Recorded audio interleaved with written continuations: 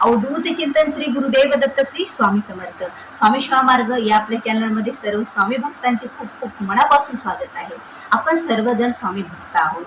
आपण स्वामी भक्ती करतो, स्वामीची सेवा करतो, स्वामीची पूजा करतो, स्वामीची आराधना करतो, स्वामींचं ध्यान करतो. जर आपल्याला वेळे अभावी बसून सेवा नाही करणं झाली स्वामींची, तर आपल्या मनामध्ये सतत स्वामी असतात, सतत स्वामीचे नामस्मरण असते, ध्यानात आपल्या स्वामी असतात. संकटाच्या वेळी आपण स्वामींचा धावा करतो, सुखाच्या वेळी स्वामींचे आभार मानतो आणि दुःखाच्या वेळी दुःखातून मुक्त करण्यासाठी स्वामींना आपण प्रार्थना करत असतो. हे सर्व काही आपण स्वामी सेवेकरी स्वामींना मागत असतो.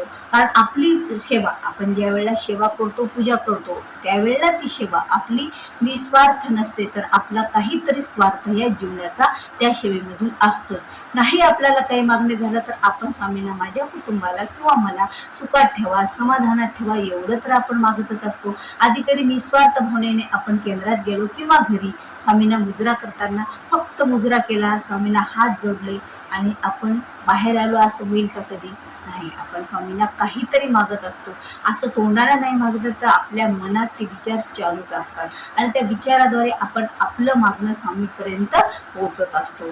असे वेगवेगळ्या प्रकारे आपण स्वामींची सेवा करतो आणि स्वामी त्या सेवेतून त्या आपल्याला काहीतरी फळ देतच असतात. आपल्या मागण्या ह्या पूर्ण म्हणजे आपल्या सेवेद्वारे जे आपल्या सेवेची कृपा आशीर्वाद आपल्याला स्वामी देतच असतात. पण स्वामी सेवा करताना किंवा स्वामी सेवेकरी स्वामी भक्त कोणताही असो, दिवसभरात किंवा कधीही आपण काही चुका करत असतो बघा. आपल्याच्यानं भरपूर अशा चूक होतात आणि ती चूक कोणती आहे हे आपल्याला आतापर्यंत माहित नाही. आपण कुठं चुकत आहोत, आपल्याच्यानं कुठं बरं असं आपलं पुण्य कमी होण्याचं काम आपल्या हातून घडत आहे. आता पुण्य कधी कमी होत असतं बघा. आता आपण इथे नामस्मरण करतो, स्वामींची सेवा करतो आणि सेवेद्वारे आपण आपले कार्य पूर्ण करून घेत असतो.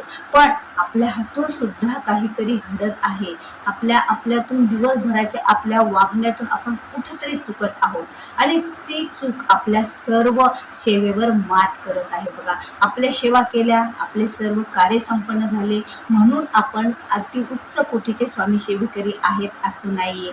कारण स्वामी भक्त आहात आपण. तर स्वामी भक्तांनी बघा, स्वामींना अहंकार झालेला कधी आवडला नाही, स्वामींना अभिमान झालेला कधी आवडला नाही, स्वामी भक्तांनी कधी कोणाची ईर्ष्या निंदा केलेली स्वामींना आवडलेली नाही. आपण कधीही स्वामी चरित्र वाचा, स्वामी चरित्रातून आपल्याला बरंच काही आपल्या जीवनाविषयी शिकायला आपल्याला मिळत असतं.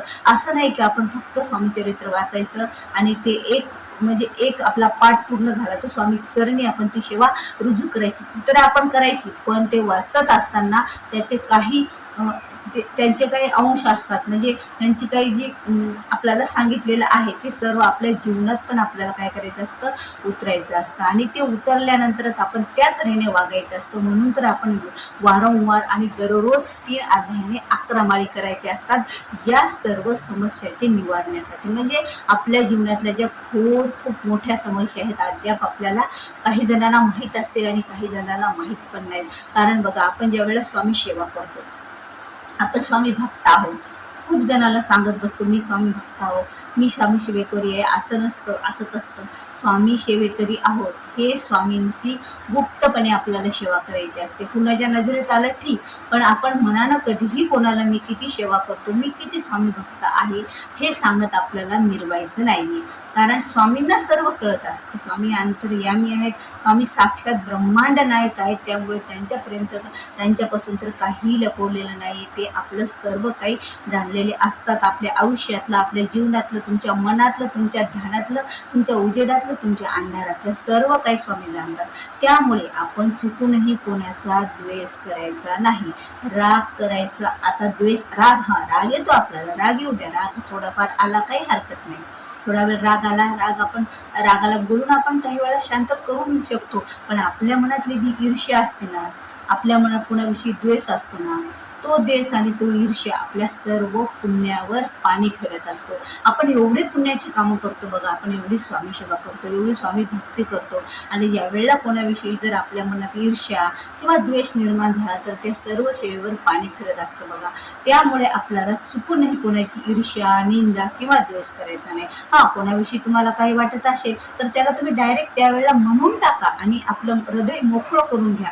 पण त्याच्याविषयीचा कपट, त्याच्याविषयीची ईर्ष्या, त्याच्याविषयीचा दोष, त्याच्याविषयीचा कमीपणा जे त्याचा असेल ते त्याच्या जवळच राहू द्या. तुमच्या मनात त्याला तुम्ही साठवून ठेवू नका. कारण ज्यावेळेला तुम्ही तुमच्या मनात साठवसाल, मी असो तुम्ही असो कोणी असो, त्यावेळेला आपल्या मनात, आपल्या या हृदयामध्ये आपण जी भक्ती ठेवलेली आहे, आपली स्वामींची भक्ती ठेवलेली आहे, त्या भक्तीवर त्याचा परिणाम होत असतो आणि त्याच्या पुण्यावर त्या भक्तीचा परिणाम होत असतो. म्हणून तर सेवा करताना स्वामी सेवेकरांनो, स्वामी भक्तांनो, आपल्याला ही चूक आपल्या जीवनामध्ये खूप मोठी चूक आहे ती टाळायची आहे. आज स्वामी चरित्रात सांगितलेलं आहे आपल्याला, गीतेत पण ते श्रीकृष्णानं सांगितलेलं आहे. कारण ब्रह्मांड नायक स्वामी आहेत, सर्व देवांचे अवतार स्वामी आहेत. तुम्हाला माहीतच आहे, ब्रह्मा विष्णू आणि महेशाचे अवतार हे आपले स्वामी महाराज आहेत. त्यामुळे त्यांनी गीता सांगितलेली असो, गुरुचरित्र सांगितलेले असो किंवा कोणत्याही ग्रंथात सांगितलेला असो, त्यांच्याच मुखातून, त्यांच्याच वाणीतून, त्यांच्याच चरित्रातून, त्यांच्याच सर्व जीवन अमृतातून आपण हे शिकलेलं आहे आणि आपल्याला शिकायचं आहे आणि आपल्याला तसं घडायचं आहे. असं नाही की आपण सेवा केल्या आणि आपला मेवा घेतला, आपल्या सर्व इच्छा पूर्ण करून घेतल्या स्वामीकडून आणि आपण सतत अशा ह्या चुका करत राहिलो तर खरा स्वामी भक्त आपण कधीही होणार नाहीत. खरा स्वामी भक्त जो असतो तो ईर्ष्या, द्वेष अशा गोष्टी करतच नाही आणि त्याच्या मनात कधी येतच नाही. तुम्हाला राग आला, तुम्हाला काही वाटलं, मी म्हटलं ना, तुम्ही लगेच बोलून मोकळं व्हा. त्या माणसाला म्हणा, अरे तू असा का वागतो, त्या समोरच्या व्यक्तीला म्हणा, तू तसा का वागतो, हे मला अजिबात आवडलेलं नाही. थोड्या वेळ त्याला राग येईल, पण तुमच्या मनात जर त्याविषयी ईर्ष्या, भावना, द्वेष असं काही जरी राहिला, कपट, तर तो कपट तुमच्या कोणतीच भक्ती तुम्हाला श्रद्धेपर्यंत पोहोचू देणार नाही. कारण बघा, भक्ती कशासाठी करतो? स्वामींची श्रद्धा वाढवण्यासाठी. श्रद्धा कशासाठी करतो? आपण आपलं पुण्य कमवण्यासाठी आणि आपल्या इथल्या काही समस्या सुटण्यासाठी. समस्या आपल्या सुटते, आपली सर्व इच्छाही पूर्ण होत्या, पण तुमच्यासोबत ही जी गोष्ट आहे ती आयुष्यभर आपल्याला खटकणारी आहे. बघा, आपल्याला सर्वांनाच माहिती आहे बाळाप्पा कसे होते आणि सोळाप्पा कसे होते. स्वामींनी कुणाला काय दिलं, कुणाला जवळ ठेवलं, कुणाला दूर ढकललं, हे सर्व आपल्याला माहीत असून सुद्धा आपण मग भक्ती कशी करायची? तर आपल्याला बाळाप्पासारखी करायची, निस्वार्थ भावनेने भक्ती करायची. सर्व काही स्वामी तर देतच असतात. आपण असं नाही की सर्व संसार सोडून, प्रपंच सोडून आपल्याला स्वामीजवळ बसायचं, पण प्रपंच करत असताना, संसार करत असताना सुद्धा या काही गोष्टी आपण टाळायच्या आहेत. पण मनातून ठरवलं आपण तर काही होऊ शकतं. आपण मनातून ठरवलं, असं कधी होतं की असं नाही की आपलीच नेहमी चूक असते, समोरचा व्यक्ती सुद्धा तसा असतो, तो आपल्याशी तसा वागलेला असतो, तसा आपल्याशी बोललेला असतो, त्यामुळे सुद्धा आपल्या मनामध्ये ईर्ष्या निर्माण होते, द्वेष निर्माण होते. हे सर्व बरोबर आहे. त्यावेळेला तुम्ही स्वामींना हात जोडा आणि म्हणा, स्वामी महाराज, माझी काही चूक नाही, पण समोरचा असा माझ्याशी वागत आहे तर आणि माझ्या मनामध्ये अशा काही भावना येत आहेत, तर खरंच या भावना माझ्या मनात यायला नाही पाहिजे. सर्व काही तुम्ही बघून घ्या आणि सर्व काही बघणारे स्वामी असतात. सर्वांना सर्वांच्या कर्माचे फळ देणारे स्वामी असतात.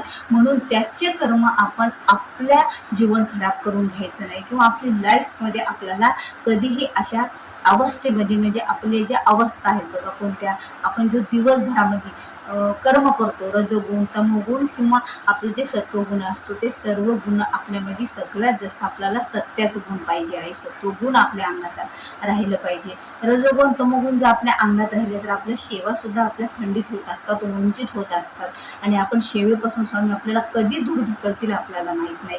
स्वामी सेवेत यायला सोपं आहे, पण स्वामी सेवेत टिकायला खूप अवघड आहे. त्यामुळे स्वामी सेवेत या आणि स्वामी सेवेत आयुष्यभर आपण टिका.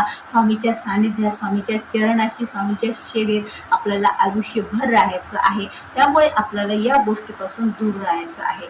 म्हणून तर स्वामी सेवेकरांनो, तुम्ही चुकूनही कोणाची ईर्ष्या, निंदा, नालस्ते असं काही करू नका. कोणाच्या विषयी भावना आपल्या मनात वाईट ठेवू नका, कपट मनात ठेवू नका. पुढचा व्यक्ती कसाही असो भला, ते त्याचं जाणं, त्याचे कर्म जाणं, त्याचं देव जाणं. आपण आहोत ना, आपण स्वामी भक्त आहोत ना, सर्व आपण स्वामीवर सोडून द्यायचं. स्वामी, मी तुमचा भक्त आहे, मी तुमच्या सानिध्यात आहे, माझ्या मनात चांगले विचारच येऊ द्या, माझ्या मनात कपट विचार येऊ देऊ नका. हे वारंवार तुम्ही स्वामीला प्रार्थना करा आणि जेवढं जमेल तेवढं आपल्या मनातून आपल्याला ह्या सर्व दिवस तुम्हाला काढून टाकायच्या. भलेही समोरचा व्यक्ती कसाही असो, मी म्हटलं ना, कसाही असो, ते त्याच्या कर्माचे फळ तो भोगेल, पण त्याच्या कर्मात त्याचं वागणं हे आपल्याला कर्म भोगायला नको आहे. आणि आपल्याला स्वामी सेवा वाढवत जायची, स्वामी सेवेची पुंजी आपल्याजवळ जमा करायची. याच जन्मात काय जन्मात आपल्याला आपले स्वामी भेटले पाहिजे. आणि जसं त्या रजकाला स्वामींनी या जन्मात सर्व इच्छा पूर्ण करून दुसऱ्या जन्मात त्या रजकानं मागितलं की मला तुमच्या सेवेपासून दूर करू नका, हे आपल्याला गुरुचरित्रामध्ये वर्णन आहे. की रजकाने स्वामीला मागितलं की स्वामी मी इच्छा व्यक्त केली मनातली, तुम्ही ती पूर्ण करायला, पण नरसिंह सरस्वती महाराजांना मागितले. तुम्ही गुरुचरित्र वाचत असाल, तुम्हाला माहित आहे. तर दुसऱ्या जन्मात रजकाला त्यांनी स्वीकारलं, रजकाला त्यांच्या सेवा त्यांची दुसऱ्या जन्मात पण घडली. अशी सेवा आपल्याला स्वामींना मागायची आहे की ह्या तर जन्मात आमची सेवा तुम्ही पूर्ण करून घ्या, पण जन्मोजन्मी आम्हाला तुमच्या सेवेत ठेवा, असं आपल्याला आपल्या स्वामींना मागायचं आहे. कारण स्वामी हे अगणित अवतार आहेत, त्यांचे कोणत्या कोणत्या अवतारात ते आहेत, आपण त्यावेळेला कधी जन्म घेऊत आणि त्यांच्या सेवेत आपल्याला रममाण होत यायचं आहे. तर व्हिडिओ खूप मोठा होत चाललेला आहे. आजचा व्हिडिओ इथेच थांबूया. आणि सर्व स्वामी सेवेकरांना काही सांगताना, काही बोलताना माझ्याच्यानं काही चुकीचा एखादा शब्द गेला असेल, कारण कसं भावनेच्या ओघात आणि आपल्या स्वामी सेवेच्या आणि स्वामी भक्तीच्या ओघात आपण बोलत असतो, आणि त्याच्यात जर माझ्याकडून काही चूक झाली असली तर माफ करा. आणि आजचा व्हिडिओ इथेच थांबूया. आणि सर्व स्वामी सेवेकरांना पुन्हा एकदा माझा श्री स्वामी समर्थ.